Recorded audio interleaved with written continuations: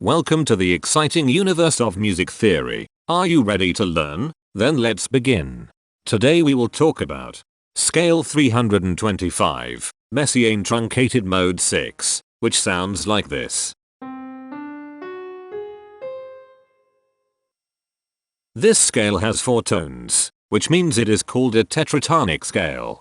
This is a bracelet notation diagram of scale 325. The shaded circles represent tones that appear in the scale, and they are read clockwise, starting at the top. The pitch class set for this scale is 0, 2, 6, 8. The Fort class is 425. This set is prime. The structure of a scale is a description of the interval distance between each successive tone. This scale has a structure of 2424. The binary representation of this scale is determined by mapping tones of the scale to binary digits. Each binary digit represents a power of 2. To get the scale number, we add the powers of 2 together. The powers of 2 that are present in the scale, all added together, equals 325. That is why the scale number, in decimal, is 325. The scale number not only enumerates the scale with a unique index, but it also literally describes the tonal content of the scale. Represented as a binary number in base 2, the scale number is 0001010000101. There are no common triads present in this scale. This scale has 2 modes. The first mode is itself. The second mode is scale 1105, also known as Messiaen Truncated Mode 6 inverse. It sounds like this. Imperfections are tones that have no tone, a perfect fifth interval above them. This scale has 4 imperfections. They are at positions here, here, here, and here. Hemitones are instances where 2 tones in the scale are a semitone apart. This scale has no hemitones. Cohemitones are instances where 2 hemitones are beside each other. This scale has no cohemitones. The distribution spectra describes the size of each of the scale steps, which in turn describes how evenly spaced the tones are. A generic interval is how many scale steps are between one tone and another. A specific interval is how many semitones apart they are. The generic interval of one scale step comes in 2 different specific interval sizes: 2 semitones and 4 semitones. The spectrum width of this generic interval is the highest, 4, minus the lowest, 2, which equals 2.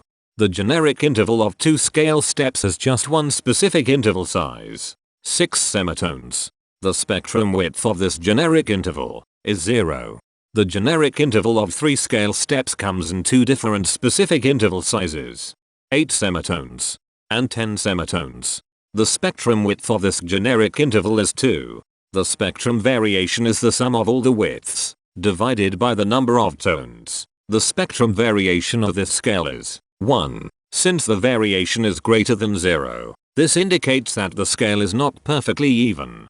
The highest spectrum width is 2. Since this is greater than 1, we know that this scale is not maximally even.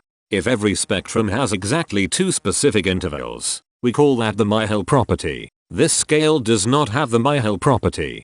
Since each specific interval appears in only one spectrum, this scale is strictly proper. The interval vector of a scale is a description of what intervals exist between its tones. There are no intervals with the size of 1 semitone. There are 2 intervals with the size of 2 semitones. They are here and here. There are no intervals with the size of 3 semitones. There are 2 intervals with the size of 4 semitones. They are here and here. There are no intervals with the size of 5 semitones. There are 2 intervals with the size of 6 semitones. They are here and here. Each interval does not appear in this scale a unique number of times, so this is not a deep scale.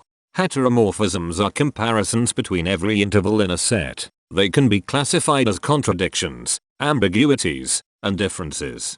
A contradiction exists when a small generic interval has a bigger specific size than a larger generic interval. For example, If a generic third interval has a larger size in semitones than a generic fourth interval, that is a contradiction.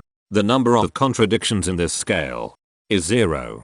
An ambiguity exists when two intervals have the same specific size, but they have different generic intervals. For example, if a generic fourth and a generic third interval are the same size in semitones, that is an ambiguity.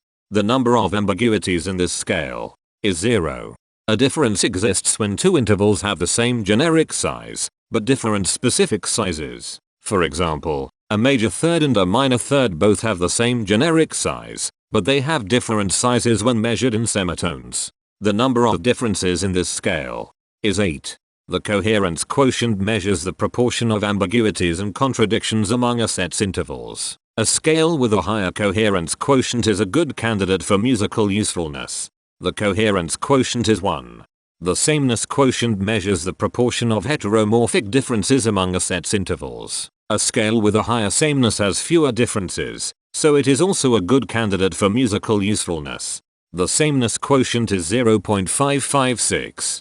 This scale has reflective symmetry across two axes positioned at 1 semitone and 4 semitones above the root. This scale has a different pattern of intervals ascending and descending, so it is not palindromic. This scale has two ridge tones. They are at positions here and here. The balance of a scale depends whether the tones are spaced equally enough for the center of gravity to be in the center of the scale.